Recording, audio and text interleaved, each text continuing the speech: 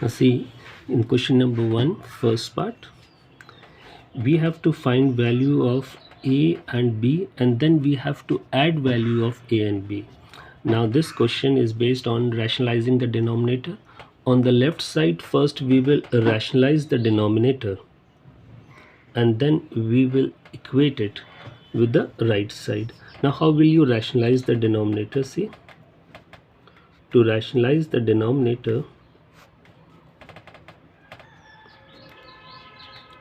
on the left side you will multiply numerator and denominator part both by the conjugate of denominator. You will take the conjugate of denominator and multiply numerator and denominator both. So the conjugate of this will be 5 root 7 minus 7 root 2. 5 root 7 minus 7 root 2.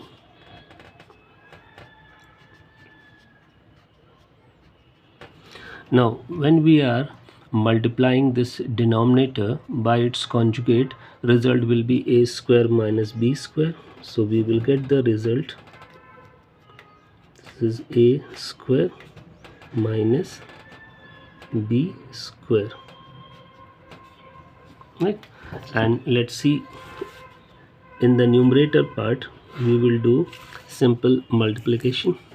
First of all, with root 2 you will multiply these two. So you can write it like this, root 2 into, with root 2 you have to multiply these two. So we can write it like this. And then with root 7 you have to multiply these two.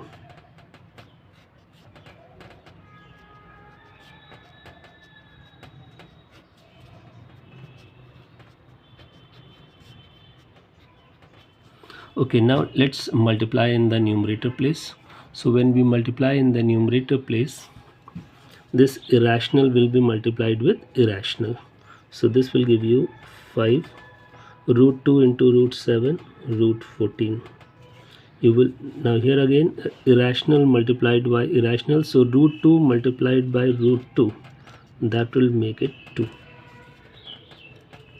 Now here irrational again with irrational, so that will give you root 7 into root 7 will give you 7. So this will become 5 into 7. Irrational with irrational will give you 7 into root 14. Now in the numerator place, if you, in the denominator place you will take the square, so this will become 25 into 7. This will become 25, this will become 7.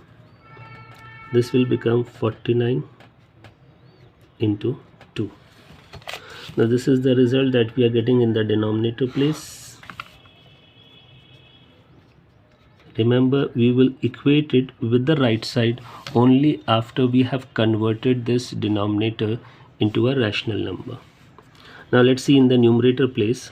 First of all, we will collect the rational numbers. So 35, and this will give you minus 14. Now the irrational numbers, minus 7 root 14 and plus 5 root 14. In the denominator place, 25 into 7, 175. 49 into 2, that will give you 98.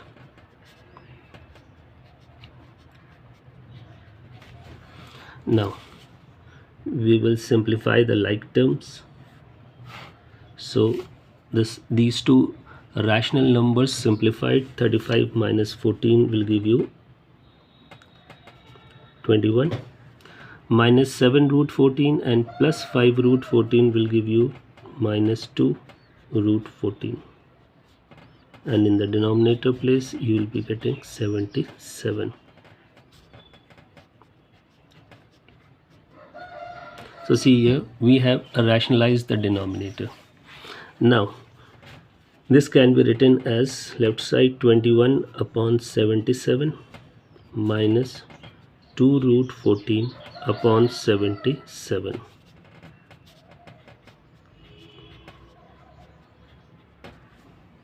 Right?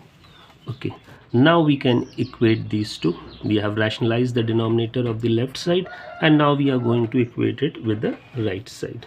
Now see this, on the left side we have 21 upon 77, it will be equated with a. So a is equal to 21 upon 77, which can be reduced by 7, so it is 3 upon 11. So you have got value of a as 3 upon 11. Now equating these two terms, so we have b root 14, it will be equated with minus 2 root 14 upon 77.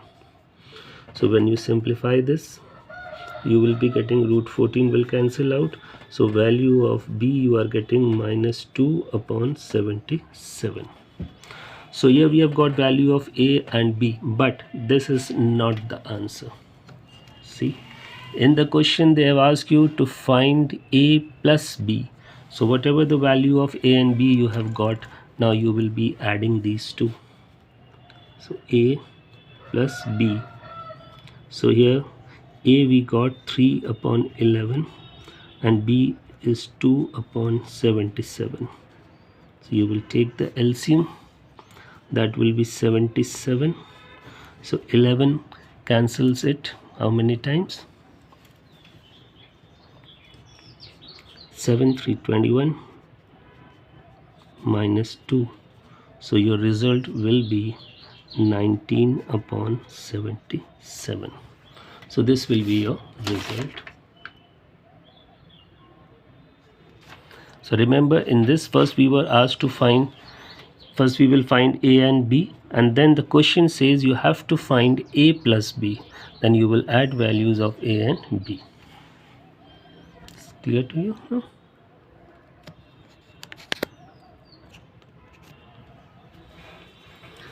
Then the second part, it is based on compound interest. You can see a man borrows rupees 5,000 at 12% compound interest payable semi-annually. Now see this word semi-annually.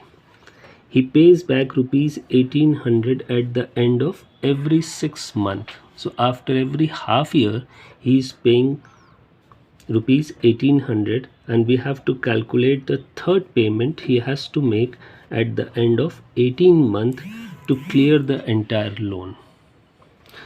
You have to give your answer correct to nearest rupee. Now see, this question is based on repayment one, and he is doing the repayment after every half year, and we have to find the final payment made by him at the end of 18 month.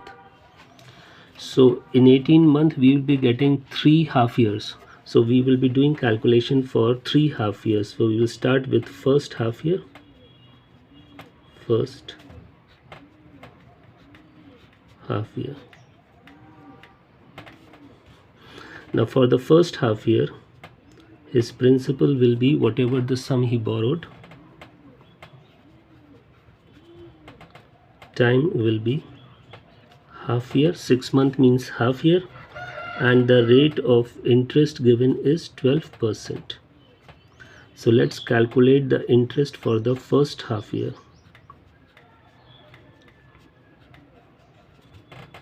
So it will be 5,000, rate 12, time half.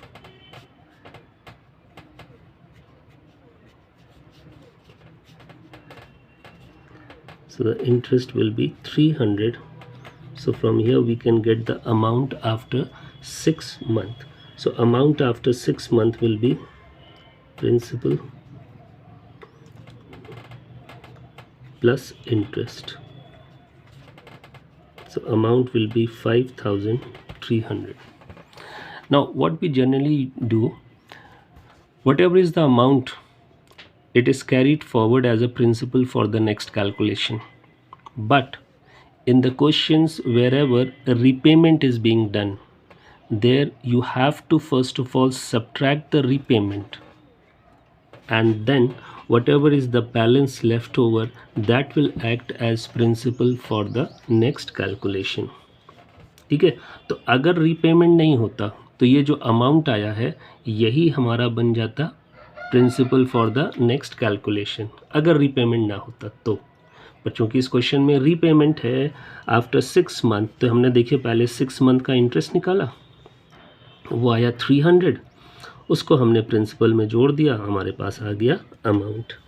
अब ये जो आपके पास amount है ये principal बनता अगली बार का, लेकिन तब अगर रीपेमेंट ना होता। पर इस क्वेश्चन में देखिए तो रीपेमेंट है and the repayment is of 1800, तो जितने का रीपेमेंट है वो हम सब्ट्रैक्ट कर दें पहले। सो हमारे पास आ जाएगा बैलेंस। सो अमाउंट है 3500, जिसमें से उसने 1800 वापस कर दिया। अब 1800 अगर उसने वापस कर दिया तो उसके ऊपर बैलेंस कितना बचेगा, 3500, ये इसके ऊपर बैलेंस बचेगा। देखिए अब ये जो बैलेंस है ये नेक्स्ट हाफ ईयर का प्रिंसिपल हो जाएगा। ठीक है, नेक्स्ट हाफ ईयर यानी कि second half year, second half year. अब प्रिंसिपल कौन हो जाएगा, जितना बैलेंस बचा हुआ है। रेट तो वही रहेगा, टाइम भी हाफ रहेगा, 6 मंथ है क्योंकि। अब हम इसका इंटरेस्ट कैलकुलेट करेंगे, principal into rate into time upon 100। 6 5 30, carry over 3, 6 3 18 and 3 21। तो अब इसका इंटरेस्ट आया 210। अब इससे अमाउंट निकल आएगा सेकेंड हाफ ईयर का, प्रिंसिपल प्लस इंटरेस्ट, तो 3710। तो ये इसका हो गया अमाउंट। लेकिन हर 6 मंथ के बाद क्या था, रीपेमेंट। तो अब यहाँ पे भी रीपेमेंट है और रीपेमेंट कितने का है, 600 रुपीज़ का। So let's get the balance. तो उसके अमाउंट में से जो उसका रीपेमेंट है वो आप माइनस कर दीजिए।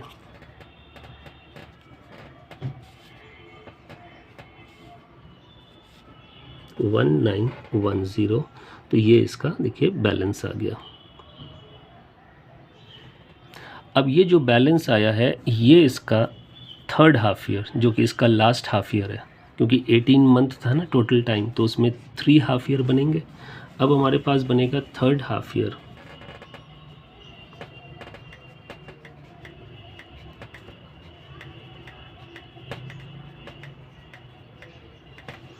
अब थर्ड हाफ ईयर के लिए प्रिंसिपल, ये जो बैलेंस आया है, टाइम फिर से हाफ ईयर, रेट 12। अब हम इसका इंटरेस्ट निकाल लेंगे। ठीक है, तो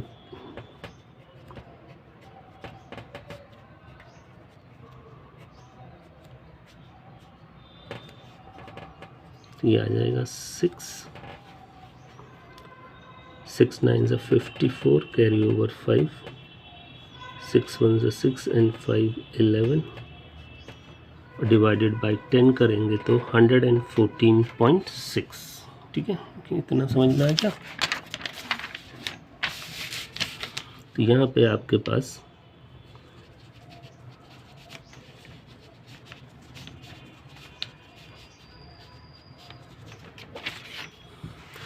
अब ये इसका इंटरेस्ट आ गया, तो ये जोड़ करके अब अमाउंट आ जाएगा। सो अमाउंट हो जाएगा 1910 और इसमें 114.6, इसको ऐड करेंगे तो 0.60 4 2024.6। तो ये इसका अमाउंट आया, यानी कि थर्ड हाफ ईयर के एंड में इसको टोटल इतना मनी वापस करना है। अगर आप क्वेश्चन पढ़िए तो इसमें अब कुछ बैलेंस नहीं बचना है, इसमें कहा गया है कि calculate the third payment he has to make to clear the entire loan. अब उसको अपना पूरा लोन क्लियर करना है, तो अब कुछ बैलेंस नहीं बचना चाहिए, यानी कि जो आखिरी अमाउंट आएगा यही आपका आंसर होगा। And give your answer correct to nearest rupee. अब ये इसमें कंडीशन लगा दी गई है कि आंसर नियरेस्ट रुपी में देना है। तो जैसे ये 0.5 होगा, ये 0.5 से ज़्यादा होगा, तो ये आपके पास नियरेस्ट रुपी के लिए 1 रुपीज़ बढ़ जाएगा, तो ये हो जाएगा 2025। तो जो इसका नियरेस्ट रुपी होगा वो होगा 2025। ठीक है। तो ये रीपेमेंट वाला था, इसमें हाफ ईयरली था, तो हमने हर 6 मंथ के बाद यानी कि हर हाफ ईयर के बाद उसने रीपेमेंट किया। इसी में क्वेश्चन ईयरली के भी हो सकते हैं, तो अगर ईयरली वाला होगा तो उसमें एक एक साल का निकाल करके माइनस करेंगे आप जितना उसको दे रखा होगा। ठीक है। Now in the third part, अगर हम थर्ड पार्ट में देखें तो ये जो हमारे पास दे रखा है वैल्यू, ये ए स्क्वायर प्लस बी स्क्वायर की वैल्यू है, और आपको फाइंड करनी है ए क्यूब प्लस बी क्यूब की वैल्यू, और x इज़ ग्रेटर दैन 0, यानी कि आप सिर्फ पॉजिटिव वैल्यू लेंगे अगर कहीं पे नेगेटिव वैल्यू आती है तो। अच्छा, अब देखिएगा, सबसे पहले तो ये इसको आप पढ़ेंगे कि आपको ये ए स्क्वायर प्लस बी स्क्वायर दे रखा है। अच्छा, इसमें ए कौन है? अगर आप ध्यान से देखो तो इसको हम कह रहे हैं कि ये ए स्क्वायर, और इसको हम बोल रहे हैं कि ये बी स्क्वायर। तो ए स्क्वायर प्लस बी स्क्वायर की वैल्यू आपको दी गई है, ठीक है। और ये ए क्यूब प्लस बी क्यूब, ये बी क्यूब, इसकी वैल्यू आपसे पूछी गई है। तो सबसे पहले तो ए स्क्वायर प्लस बी स्क्वायर की वैल्यू दी है, तो हम इससे ए प्लस बी निकाल लें। पहले तो हम ए प्लस बी निकाल लें, जब ए प्लस बी हमारे पास आ जाएगा तभी हम ए क्यूब प्लस बी क्यूब निकाल पाएंगे। तो ये चीज़ तो यहाँ पे डिसाइड हो गई कि हमको ए प्लस बी पहले निकालना पड़ेगा, और फिर उसके बाद ए क्यूब प्लस बी क्यूब। अब ए प्लस बी निकालने के लिए यहाँ पे ध्यान से देखो, हम ये वाला फॉर्मूला यूज़ करेंगे, a plus b whole square is equal to a square plus b square plus 2ab। ये हम फॉर्मूला यूज़ करेंगे। अच्छा, अब देखिए यहाँ पे ए क्या है, हमने एक्स स्क्वायर को ए स्क्वायर माना है, तो इसका मतलब ए होगा एक्स, तो हम ए की जगह पे एक्स रख देंगे। ठीक है। 1/9x स्क्वायर को हमने बी स्क्वायर माना है, तो इसका मतलब अगर हम b निकालें तो इसका अंडर रूट करेंगे तो b हो जाएगा 1/3x, तो b हो गया 1/3x। अब देखिए ए स्क्वायर प्लस बी स्क्वायर, तो ये तो ए स्क्वायर हो गया एक्स स्क्वायर, बी स्क्वायर हो गया 1/9x square plus 2 into a into B, तो a है हमारे पास x और b है हमारे पास 1/3x। ठीक है। तो ये फॉर्मूला अप्लाई करके पहले हम a प्लस बी यानी कि x प्लस 1/3x की वैल्यू निकालेंगे। ये वैल्यू तो हमें फाइंड करनी है, इसको तो ऐसे ही रहने दीजिए।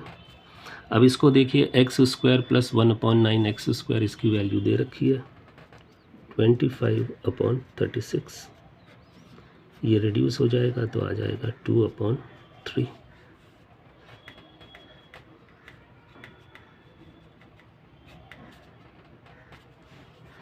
अच्छा, इसको आप पहले इसको यहाँ ऊपर ही सॉल्व कर लेते हैं।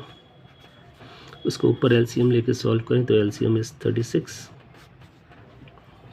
तो ये आएगा 25। ये 3 इसको कैंसिल करेगा कितने टाइम्स?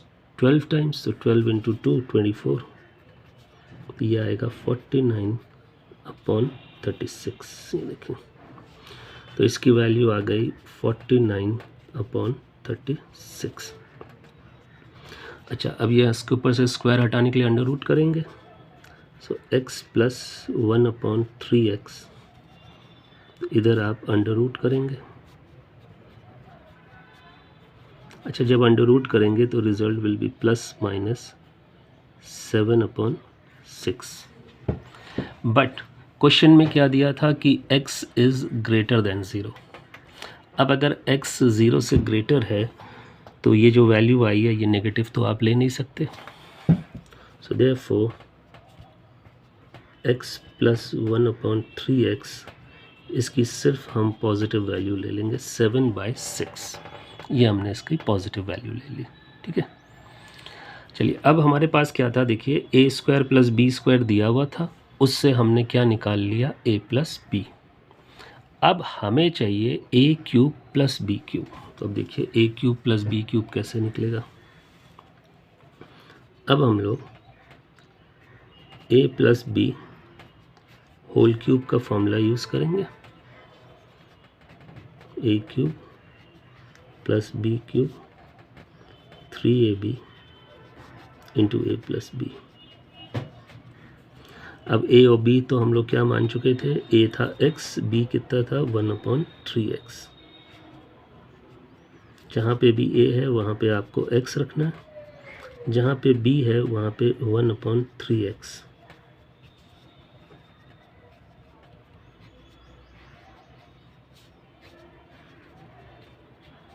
ये देखिए। अच्छा अब देखिएगा x + 1/x है ना, x + 1/x की तो वैल्यू हम फाइंड कर चुके हैं 7/6। तो यहाँ रख दे रहे हैं वैल्यू 7/6। ये x³, ये 1/27x³, ये तो हमें फाइंड करना है। ये आपका कैंसिल आउट हो गया, यहाँ पे आ गया 7/6, ठीक है। अच्छा अब देखिएगा लेफ़्ट साइड पे हमारे पास 7/6, ये है 7/6 का क्यूब। इधर से 7/6 इधर आ जाएगा, तो इधर बचेगा 7³ + 1/27x³। तो इसकी तो वैल्यू हमें फाइंड करनी है। अब इसकी वैल्यू फाइंड करने के लिए अगर आप यहाँ पे देखिए तो आप 7/6 पहले कॉमन निकाल दीजिए अपना एक तरीका तो ये आप क्यूब करिए, उसके बाद फिर एलसीएम लेके सॉल्व करिए, तो थोड़ा सा लेंदी हो जाएगा वो। तो बेटर क्या है कि अगर कुछ कॉमन मिल रहा है,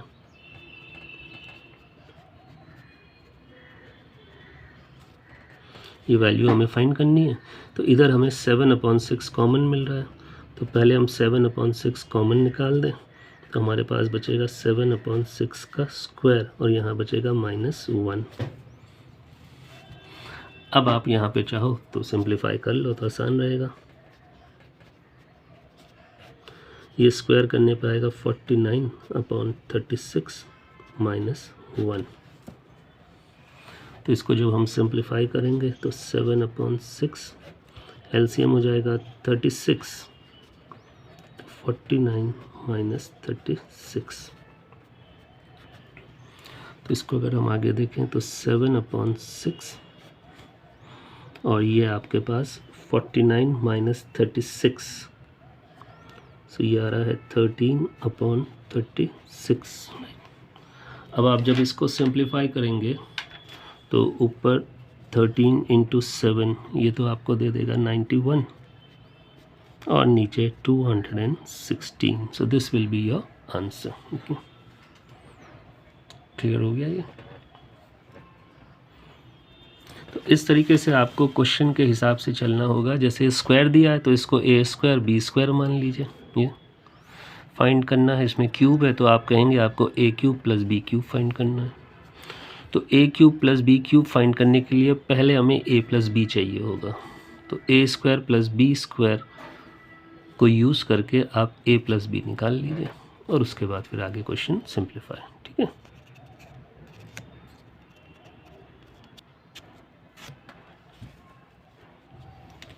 Now here in this question they've asked you to factorize this. Now to factorize it, what you will do, see in this question as you can see these two terms, you can take -2 common from here.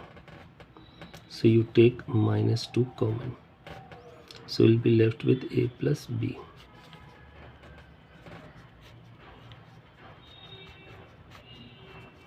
Now in this whole equation we can do substitution. A + b can be replaced with x.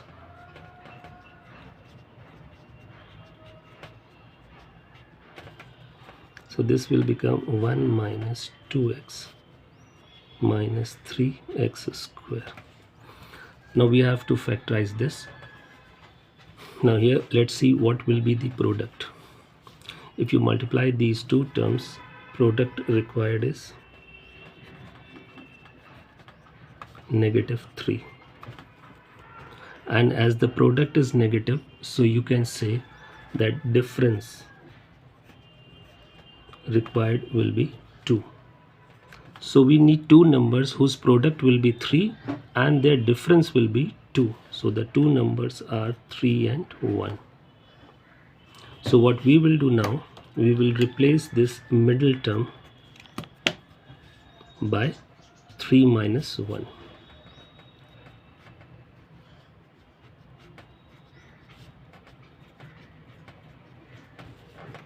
So when you open the bracket, 1 minus 3x plus x minus 3x square.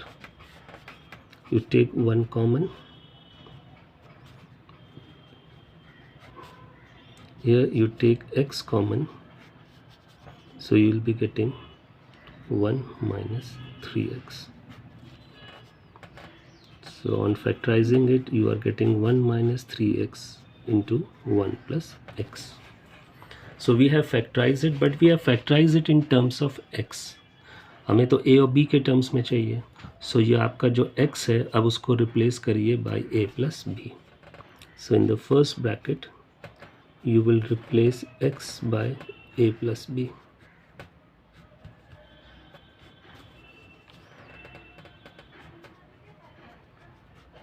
In place of x, you write a plus b. So when you open this bracket, you are getting 1 minus 3 minus 3b. Here you are getting 1 plus a plus b. So this will be the factorization. See. So इसमें आपको substitution method apply करके factorisation करना था. ठीक है, चलिए अब इसको देखते हैं, इसको कैसे फैक्टराइज करें. इसमें हमारे पास है 10 माइनस ए माइनस 3a.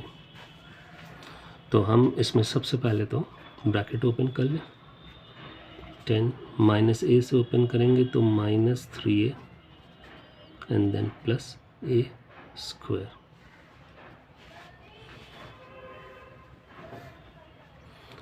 ये आपके पास, और यहाँ पे होना चाहिए प्लस, सॉरी इसको चेंज कर लीजिए, this is plus minus a square. तो ये हो जाएगा आपके पास.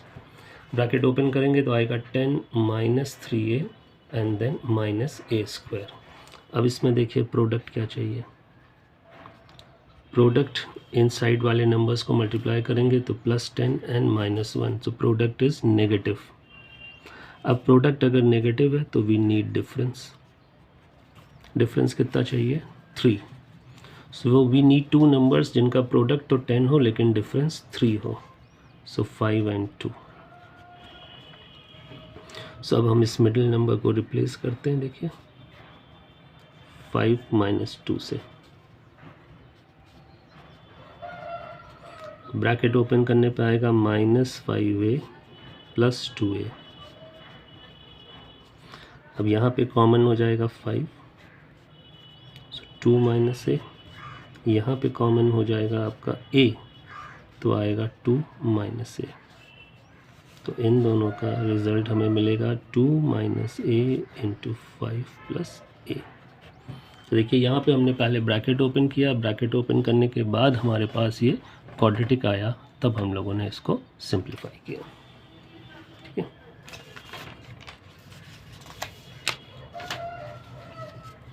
Okay, now moving on to the next question.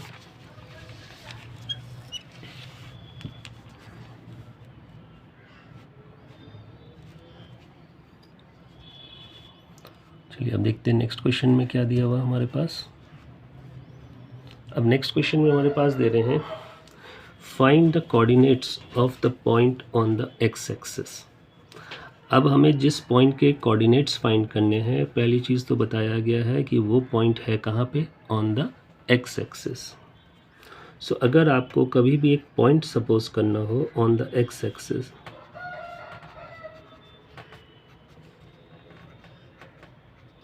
Point को जैसे हमने नाम दे दिया ए, अब पॉइंट हमें सपोज करना है ऑन द एक्स एक्सिस, तो पॉइंट के कोऑर्डिनेट्स होंगे x, 0।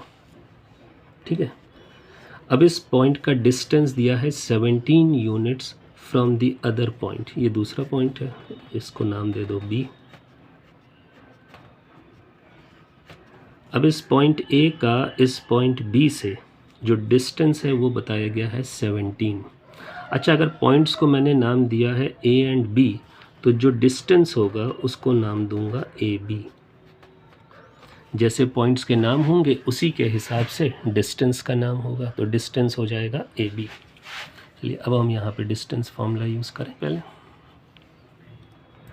डिस्टेंस फार्मूला होता है AB is equal to under root x1 minus x2 whole square y1 minus y2 whole square.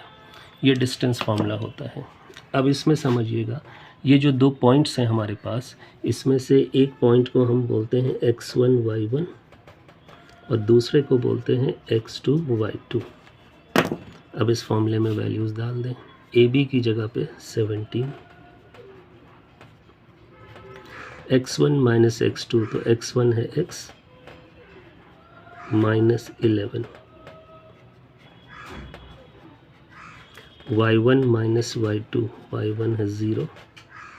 अच्छा, y1 में से आप सब्ट्रैक्ट करेंगे -8, so it will become +8। 17 is equal to, अब यहाँ होल स्क्वायर करेंगे इसका, x square plus 11 square minus 2 into a into b. इसको हमने a माइनस बी के होल स्क्वायर से ओपन कर दिया। ये 8 का स्क्वायर करेंगे तो 64, तो इधर आ रहा है 17, रूट में आ रहा है एक्स स्क्वायर, ये हो जाएगा -22x, ये हो जाएगा 121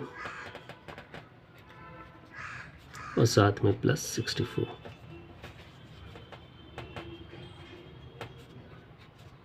एक्स स्क्वायर माइनस 22x, और इन दोनों को अगर हम ऐड करते हैं तो 185।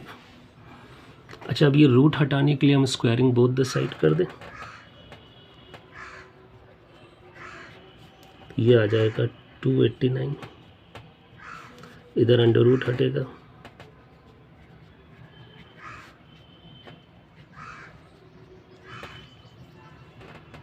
ये इधर आके माइनस होगा,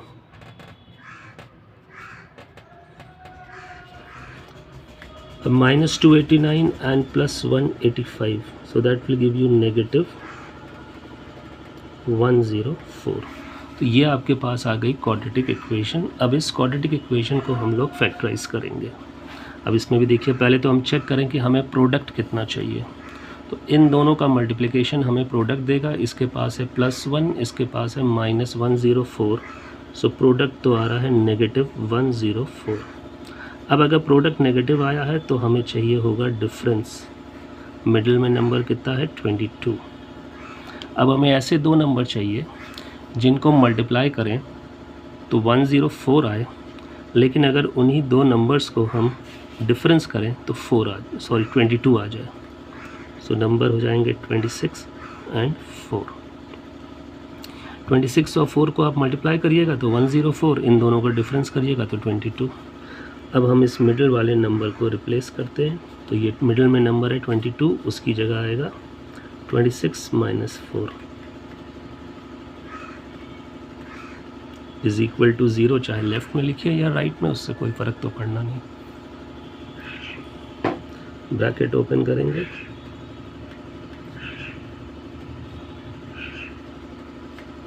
ये आ जाएगा। अब इसमें हम लोग पेयरिंग करेंगे, तो फर्स्ट पेयर में अगर देखें तो x कॉमन हो जाएगा, सेकंड पेयर में देखें तो 4 कॉमन हो जाएगा, तो ये हमारे पास दो फैक्टर बन गए, x minus 26 and x plus 4। First वाले को आप इक्वेट करेंगे विद 0, तो x की वैल्यू आ जाएगी 26। सेकेंड वाले को आप इक्वेट करेंगे, सो x की वैल्यू आ जाएगी -4। तो अब आप देखिए आपके पास x की दो वैल्यू आ गई, ठीक है। हमें फाइंड क्या करना था, तो देखिए क्वेश्चन में हमसे कहा गया था कि you have to find the point on the x axis, और इस पॉइंट को आपने सपोज किया था x, 0। सो पॉइंट क्या होगा, आंसर जब हम लिखेंगे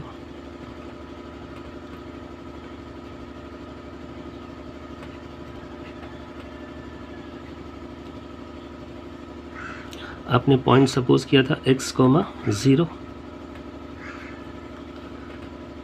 तो एक बार आप x की वैल्यू डाल दीजिए इसमें +26, तो आंसर हो गया 26, 0। एंड एक बार x की वैल्यू -4 डाल दीजिए, तो -4, 0। ठीक है, तो ये आपके पास पॉइंट्स आ गए।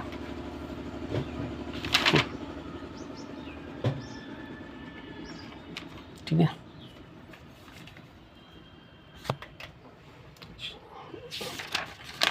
अब इसका थर्ड पार्ट देखते हैं हम लोग। थर्ड पार्ट क्या है,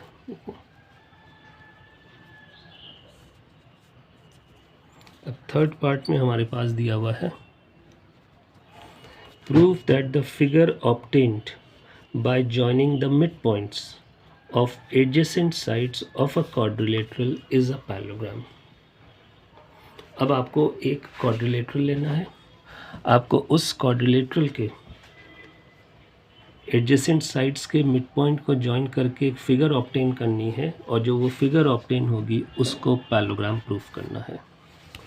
जैसे सपोज करते हैं कि ये हमारे पास एक क्वाड्रिलेटरल है। देखिए कोई भी 4 साइडेड फिगर ले लीजिए, तो जो भी आप 4 साइडेड फिगर लेंगे तो वो क्या कहलाएगा, क्वाड्रिलेटरल। तो ये देखिए हमारे पास एक क्वाड्रिलेटरल है, नाम दे दिया इसको A, B, C, D। अब इस क्वाड्रिलेटरल्स के हमने मिड पॉइंट ले लिए,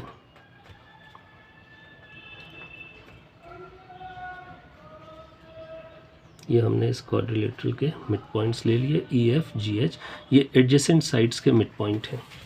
अब ये कह रहा है कि एडजेसेंट साइड्स के मिड पॉइंट को आप ज्वाइन करिए। अब हम एडजेसेंट साइड्स के मिड पॉइंट को ज्वाइन कर रहे हैं, ये देखिए। अब इन मिड पॉइंट्स को ज्वाइन करने पे जो फिगर ऑब्टेन हो रही है ये हमें प्रूफ करना कि ये पैरेललोग्राम है। अब इसको पैरेललोग्राम कैसे प्रूफ करेंगे, हम इस क्वाड्रिलेटरल के अंदर एक डायगोनल बनाते हैं जिसको नाम देते हैं, ये नाम है BD। जब हमने ये डायगोनल बनाया BD, तो ध्यान से देखिए इस डायगोनल ने इस क्वाड्रिलेटरल को 2 ट्रायंगल में बांट दिया। एक है ट्रायंगल ABD और दूसरा है BCD। अब हम सबसे पहले ट्रायंगल ABD को देखें, तो ट्रायंगल ABD में हमारे पास 2 मिड पॉइंट हैं, और ये हमें पता है कि किसी भी ट्रायंगल के अंदर अगर हमें 2 मिड पॉइंट मिलते हैं तो हम उस ट्रायंगल के अंदर मिड पॉइंट थ्योरम का यूज़ कर सकते हैं। So let's solve for triangle ABD। इसमें हमारे पास देखिए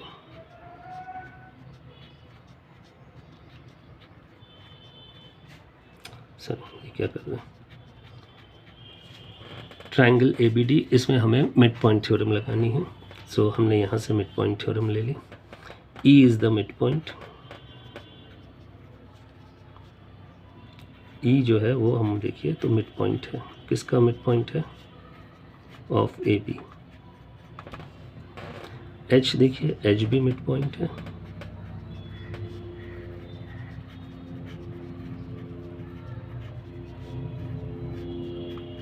किसका मिड पॉइंट है, AD का।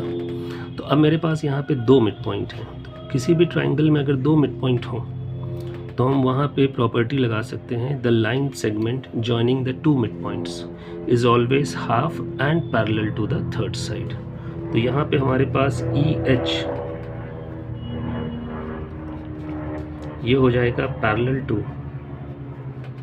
BD और साथ ही साथ ई एच ये हो जाएगा हाफ ऑफ बी डी। और यहाँ पे हमने कौन सी प्रॉपर्टी यूज़ कर ली, मिड पॉइंट थ्योरम। तो मिड पॉइंट थ्योरम से ही हमने प्रूफ कर लिया। चलिए अब दूसरा ट्राइंगल देखिएगा बी सी डी। अब अगर आप ट्राइंगल बी सी डी को देखिए तो इसमें भी मिड पॉइंट थ्योरम का यूज़ हो सकता।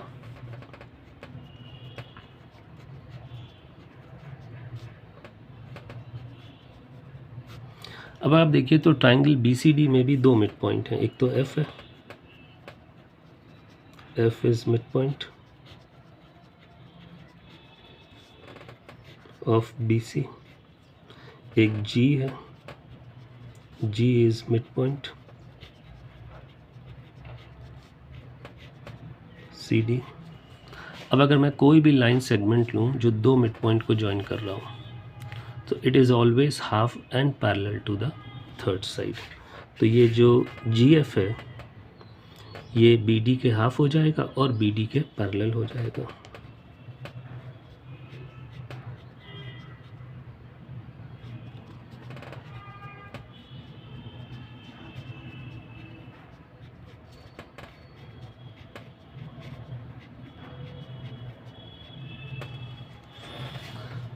ओके अब आप ध्यान से देखिएगा इस क्वाड्रिलेटरल को जिसको हमको पैरेललोग्राम प्रूफ करना है, ई F G H.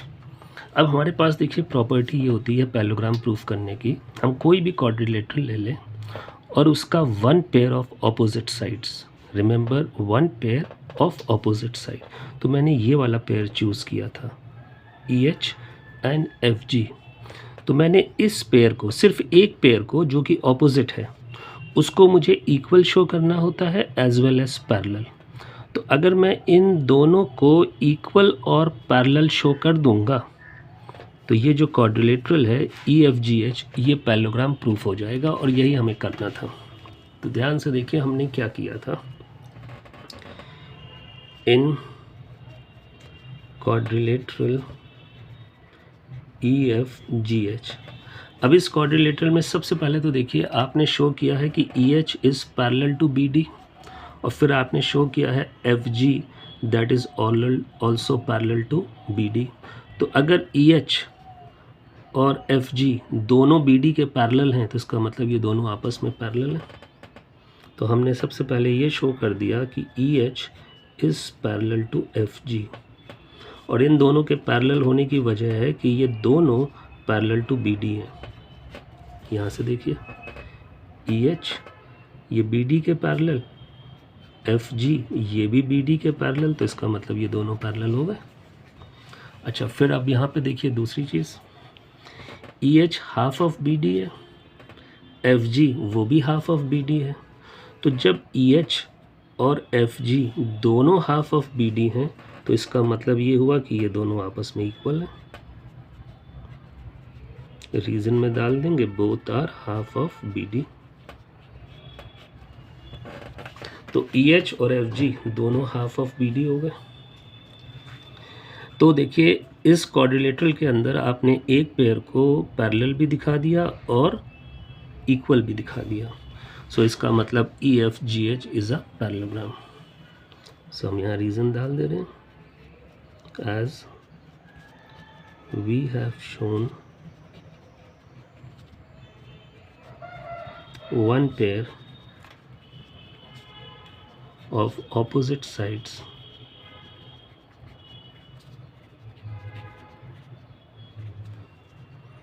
both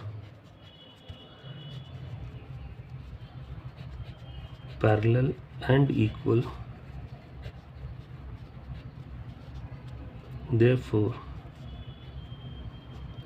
EF GH is a parallelogram. यही हमको देखिए प्रूफ करना था कि ई F G H is a parallelogram.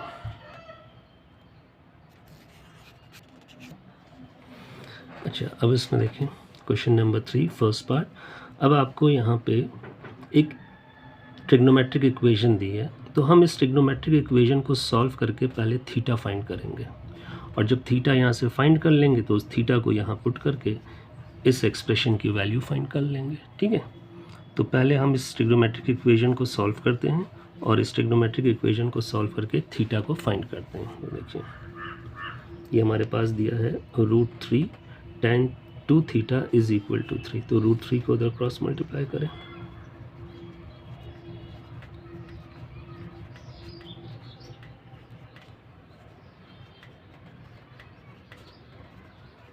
अच्छा, यहाँ पे अगर हम डिनोमिनेटर को रैशनलाइज कर लें, देखिए 3/√3 है, हम डिनोमिनेटर को रैशनलाइज करके देखें क्या आएगा। तो नीचे हो जाएगा 3, तो ऊपर तो आ गया 3√3 और नीचे हो गया 3, तो 3 और 3 कैंसिल। सो आपके पास tan 2 थीटा की वैल्यू आ गई √3। अब tan में √3 हमको मिलता है 60 डिग्री पे, so tan 2 theta is equal to ये बन जाएगा tan 60। सो हमारे पास आएगा 2 थीटा इज इक्वल टू 60, तो यहाँ से हमको थीटा मिल जाएगा 30 डिग्री। ये देखिए, तो सबसे पहले इस ट्रिग्नोमेट्रिक इक्वेशन को हम लोगों ने सॉल्व करके थीटा फाइंड कर लिया और थीटा हमारे पास आ गया 30 डिग्री। अब ये जो थीटा की वैल्यू आई है इसको हम यहाँ पुट कर दे रहे हैं। देखिए 3√3 कॉस ये हो जाएगा 30 डिग्री, 6 ये हो जाएगा tan स्क्वायर 30 डिग्री। ठीक है, अब देखिएगा स्टैंडर्ड एंगल्स हैं, वैल्यू पुट करें। tan 30 की वैल्यू होती है √3/2, सॉरी cos 30 की वैल्यू √3/2, यहाँ पे tan 30 की वैल्यू 1/√3। ये हो जाएगा √3 इंटू √3 3, 3 3 9, ये हो जाएगा 6, यहाँ पे 1/3 हो जाएगा।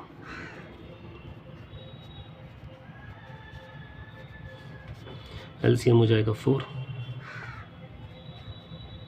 सॉरी एलसीएम हो जाएगा 2 नॉट 4, ये आएगा 4। सो सिंप्लीफाई करने पे आंसर आ जाएगा 5/2। ये देखिए क्लियर। चलिए अब नेक्स्ट देखते हैं सेकंड। अब देखिए सेकंड वाले में क्या दे रखा है, ये हमारे पास एक ट्रिग्नोमेट्रिक इक्वेशन है, इसमें x की वैल्यू फाइंड करनी है। सबसे पहले तो देखिए इसमें एक स्टैंडर्ड एंगल आ रहा है 60, तो यहाँ पे हम sin 60 की वैल्यू पुट कर दें, तो sin 60 की वैल्यू √3/2 और फिर ये स्क्वायर हो जाएगा।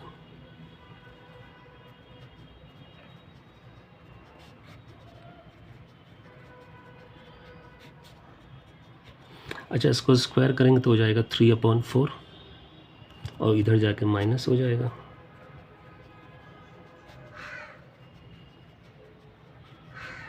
तो ये इधर जाके 1 - 3/4, तो cos स्क्वायर आ गया आपके पास 1/4। ठीक है, ये cos स्क्वायर की वैल्यू आ गई। अब पहले तो हम ये स्क्वायर हटाएं, स्क्वायर हटाने पे अंडर रूट करेंगे तो ये हमारे पास आ जाएगा cos 3x - 9, इधर अंडर रूट करेंगे तो 1/2। अब देखिए cos के सामने ये एक वैल्यू लिखी हुई है हाफ, जो कि cos 60 पे होती है, तो हम इस राइट साइड को cos 60 से रिप्लेस कर दें। cos कैंसिल, तो 3x - 9 is equal to 60 degree.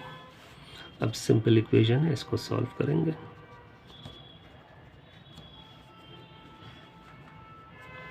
तो यहाँ से x की वैल्यू आ जाएगी आपके पास,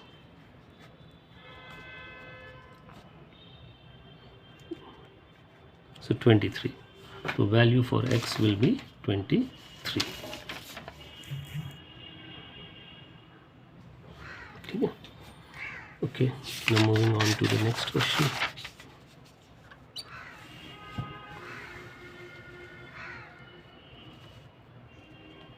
अब ये नेक्स्ट क्वेश्चन देखिए, ये देखिएगा, ये आपके पास कॉम्प्लीमेंट्री के ऊपर बेस्ड क्वेश्चंस हैं। अब इसमें हम लोग क्या करते हैं कि अगर दो एंगल का सम 90 आ रहा है तो वो दोनों कहलाते हैं कॉम्प्लीमेंट्री एंगल्स, और उसमें हम हमेशा ग्रेटर एंगल को रिप्लेस कर देते हैं। जैसे यहाँ पे देखिए, सो 80 और 10 इनको ऐड करने पे आएगा 90, तो इसका मतलब 80 और 10 ये दोनों कॉम्प्लीमेंट्री एंगल्स हैं। तो अब आप क्या करना, इसमें 80 को रिप्लेस कर देना 90 माइनस 10 से। अच्छा ये देखो, तो 59 और 31 ये दोनों भी कॉम्प्लीमेंट्री हैं, इन दोनों को भी ऐड करने पे 90 आएगा। तो जो ग्रेटर एंगल है उसको हमेशा रिप्लेस कर दिया करो। तो इस पूरे एक्सप्रेशन में 80 की जगह पे आप 90 माइनस 10 पुट करिए और 59 की जगह पे 90 माइनस 31। तो देखिए 3 कॉस 80 की जगह पे आएगा 90 माइनस 10।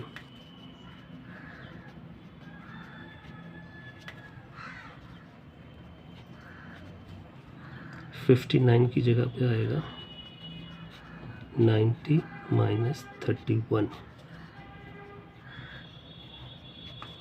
ठीक,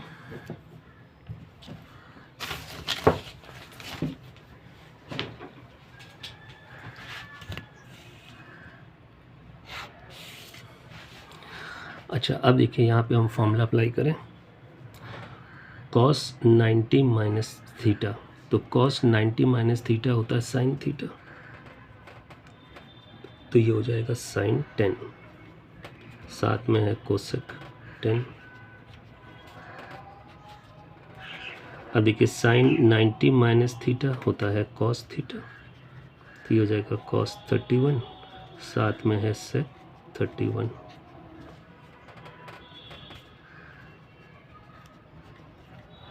अच्छा कोसेक जो होता है वो साइन का रेसिप्रोकल होता है, तो कोसेक को हम लिख सकते हैं 1 अपॉन साइन, साइन का रेसिप्रोकल।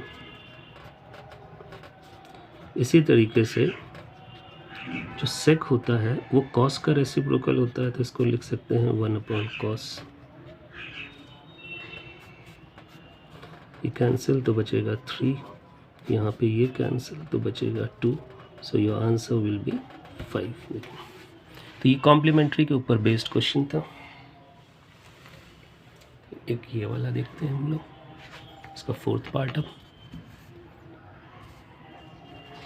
देखिए ये आपके पास एक ट्रिग्नोमेट्रिकल इक्वेशन दे रखी है, 13 sine A is equal to 12। यहाँ से अगर आप सबसे पहले देखो तो साइन निकल आएगा, साइन हो जाएगा 12 अपॉन 13। अच्छा जो साइन होता है वो परपेंडिकुलर अपॉन हाइपोटेन्यूज का रिलेशन होता है। तो ये जो 12 अपॉन 13 है ये आप कह सकते हो it is the ratio of perpendicular and hypotenuse. अब हम एक काम करते हैं कि परपेंडिकुलर, इसमें एक रेशियो देखिए, अगर रेशियो है तो एक रेशियो कांस्टेंट तो लेना ही पड़ेगा, तो परपेंडिकुलर हो जाएगा 12 के और हाइपोटेन्यूज हो जाएगा 13 के। परपेंडिकुलर है हाइपोटेन्यूज है तो पाइथागोरस थ्योरम लगा करके बेस निकाल लिया जाए।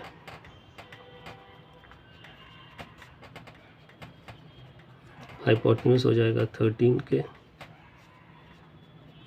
परपेंडिकुलर हो जाएगा 12 के, बेस हम निकाल लेंगे यहाँ पे।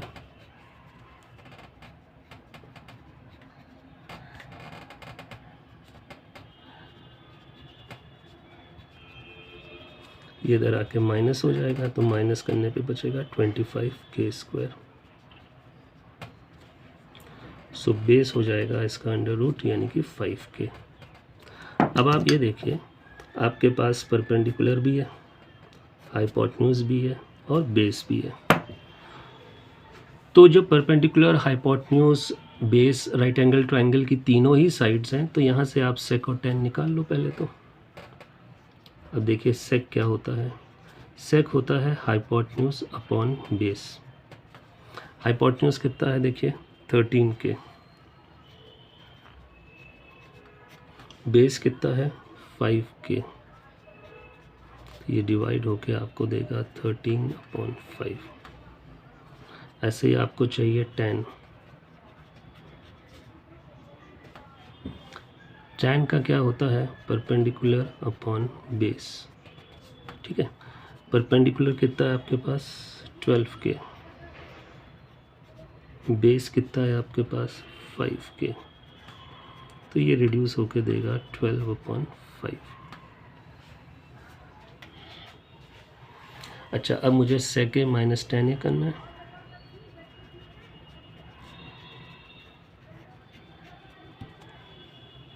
तो sec कितना है 13/5,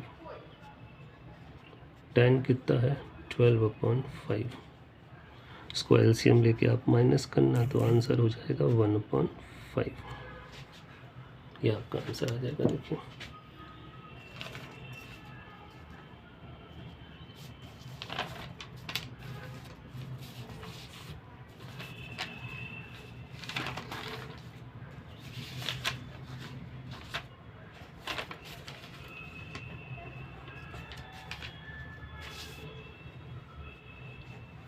ठीक है।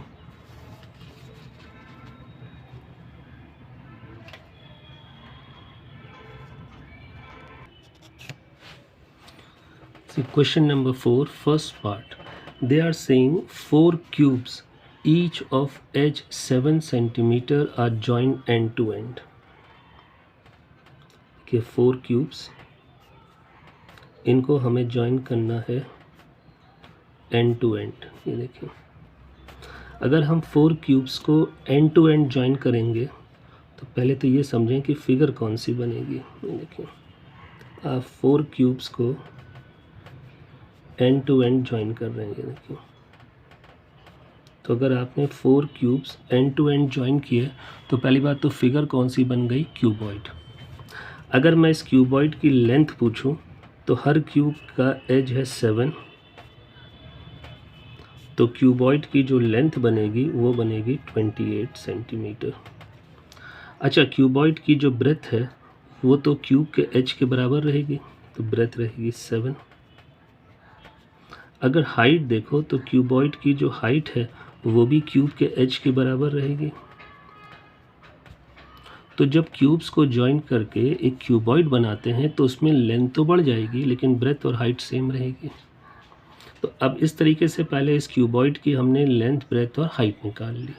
अब कह रहा है calculate the total surface area of the cuboid. अब हमें इस क्यूबॉइड का टोटल सरफेस एरिया निकालना है। टोटल सरफेस एरिया का formula twice length into breadth, breath into height plus height into length, ये फॉर्मूला है। लेंथ है 28, ब्रेथ है 7, ब्रेथ 7, हाइट 7, हाइट 7, लेंथ 28। अब देखिए 28 इंटू 7 करेंगे और हमारे पास आएगा 196। 7 इंटू 7 49, 7 इंटू 28 अगेन 196, 196 प्लस 196, ठीक, और फिर उसमें जोड़ेंगे 49, तो ये आ जाएगा 441। 2 से मल्टीप्लाई हो जाएगा तो 288। सो जो क्यूबॉइड बनेगा उस क्यूबॉइड का टोटल सरफेस एरिया होगा 882। This will be the total surface area of cuboid. ठीक है, okay, now moving on to the next question.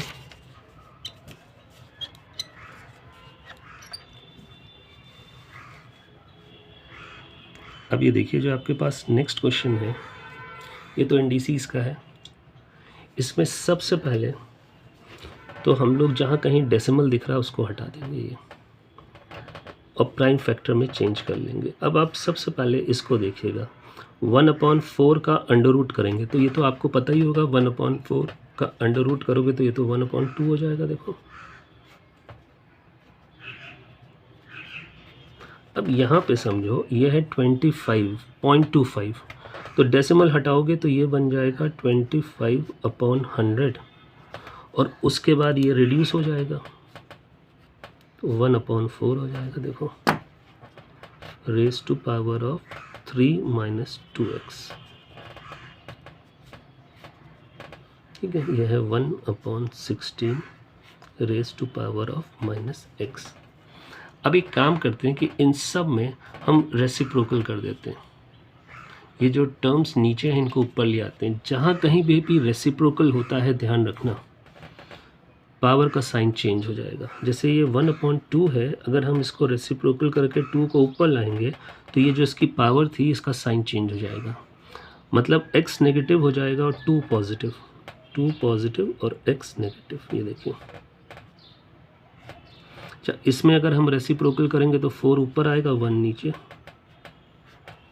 अब यहाँ हमने रेसिप्रोकल किया तो यहाँ पे भी साइन चेंज हो जाएगा, 2x पॉजिटिव हो जाएगा और 3 नेगेटिव। और यहाँ पे रेसिप्रोकल करेंगे तो साइन चेंज हो जाएगा, ये +x हो जाएगा। ये देखिए, अब देखिए, अब हम सबको प्राइम फैक्टर में बदलेंगे। ये तो पहले से ही प्राइम फैक्टर में, इसको बदलेंगे तो ये हो जाएगा 2 का स्क्वायर,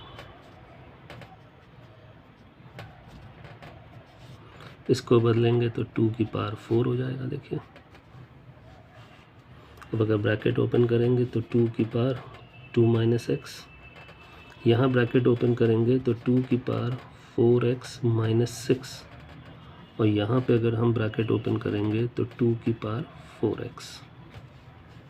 अच्छा, अब लेफ़्ट साइड पे देखिए तो सेम बेस मल्टीप्लाई हो रहे हैं, तो अगर सेम बेस मल्टीप्लाई हो रहे हैं तो powers will be added, powers add कर दीजिए।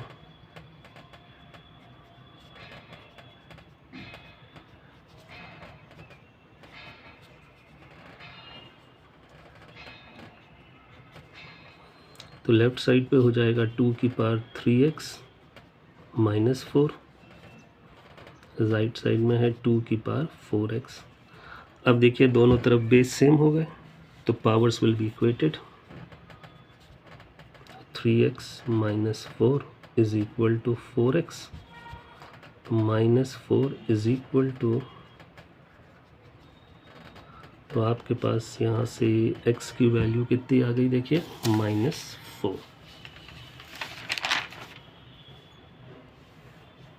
ठीक है, फिर से देख लीजिए, यहाँ हम लोगों ने सबसे पहले अंडर रूट किया तो ये आया 1/2, इसको रेसिप्रोकल किया तो पावर का साइन चेंज हो गया, 2 - x, है ना। उसके बाद यहाँ पे आया 1/4, रेसिप्रोकल किया, पावर का साइन चेंज हो गया तो ये हो गया 2x - 3। इसमें रेसिप्रोकल किया तो 16 की पावर, ये -x था तो +x हो गया। ये तो ऐसे ही रहेगा, इसमें 2 का स्क्वायर हो गया, इसमें 2 की पावर 4 हो गया। देखिए, प्राइम फैक्टर्स में बदल दिया। अब जब आप ब्रैकेट खोलेंगे तो ये तो एज इट इज़ आएगा, इसमें ब्रैकेट ओपन करने पे आएगा 4x - 6, इसमें आएगा 4x। लेफ़्ट साइड पे पावर्स ऐड हो जाएंगी, सेम बेस है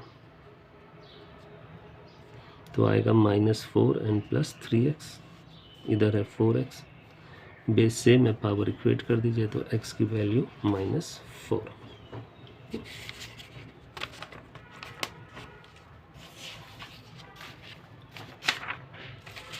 ओके, अब नेक्स्ट क्वेश्चन देखेंगे।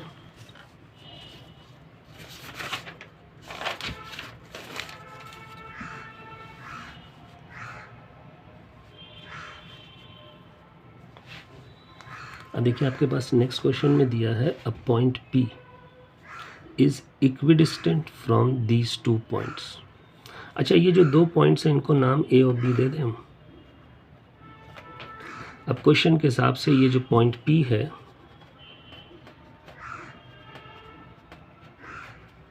यहाँ पे 2 पॉइंट्स हैं A एंड B। अब इन दोनों पॉइंट से पॉइंट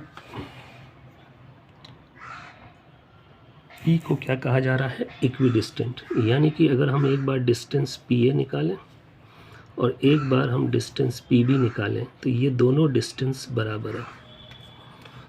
एक काम करते हैं, पहले डिस्टेंस PA निकाल लेते हैं। अब डिस्टेंस PA निकालने के लिए हम डिस्टेंस फॉर्मूले का यूज़ कर लें।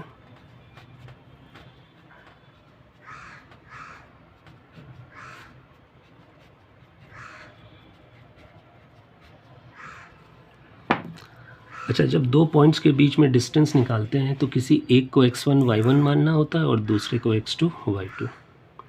अच्छा, हम एक काम करेंगे, जिसके पास अननोन है, जैसे अननोन इसके पास है, तो x1 पहले है तो हम इसी को x1 मान लेंगे और इसको हम x2 y2 मान लेंगे। ऐसा कोई रूल नहीं है हार्ड एंड फास्ट, वो आपके ऊपर है। तो अब देखिए अंडर रूट, ये हमने x1 माना है तो a में से 2 सब्ट्रैक्ट होगा, y1 7 है। अच्छा, अब ये देखिए 7 में से -1 सब्ट्रैक्ट होगा तो इट विल बिकम +1।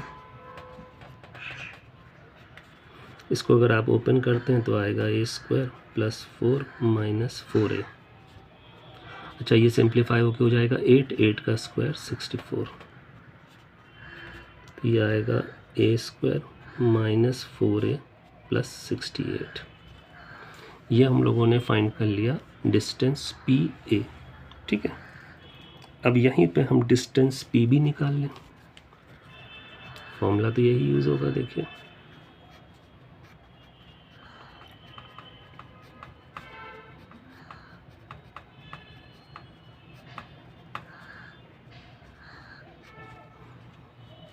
अच्छा, अब हमको डिस्टेंस PB निकालना है। तो ये 2 पॉइंट्स हैं, तो इसको हम अब x1 y1 मान ले रहे हैं और ये हमारा जिसके पास अननोन है उसी को हमने x1 y1 मान लिया। अब x1 है -3 -3 में सब्ट्रैक्ट होगा 2, तो फर्स्ट ब्रैकेट में आएगा -3 सब्ट्रैक्ट होगा 2, फिर y1 - y2, y1 है a और a में से सब्ट्रैक्ट होगा -1, तो दिस विल बिकम +1। ये तो हो जाएगा -5, -5 का स्क्वायर करेंगे तो +25 और इसको हम a + b से ओपन करेंगे,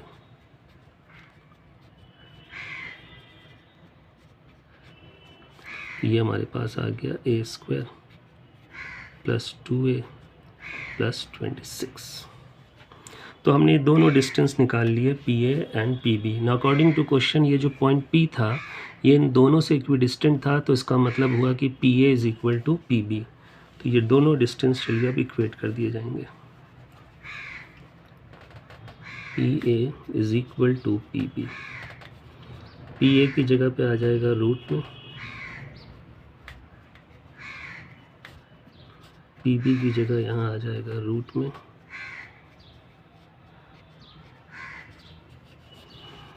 तो स्क्वायरिंग करके रूट हटा दें दोनों तरफ से,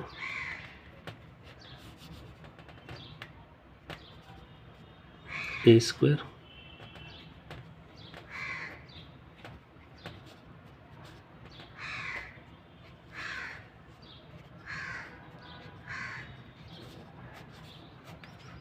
अब a वाले टर्म एक तरफ कर लें,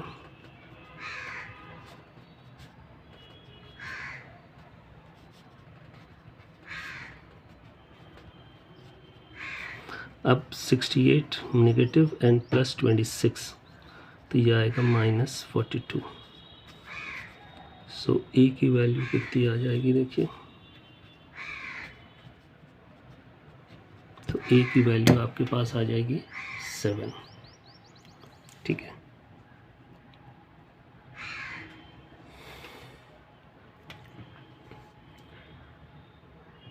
फिर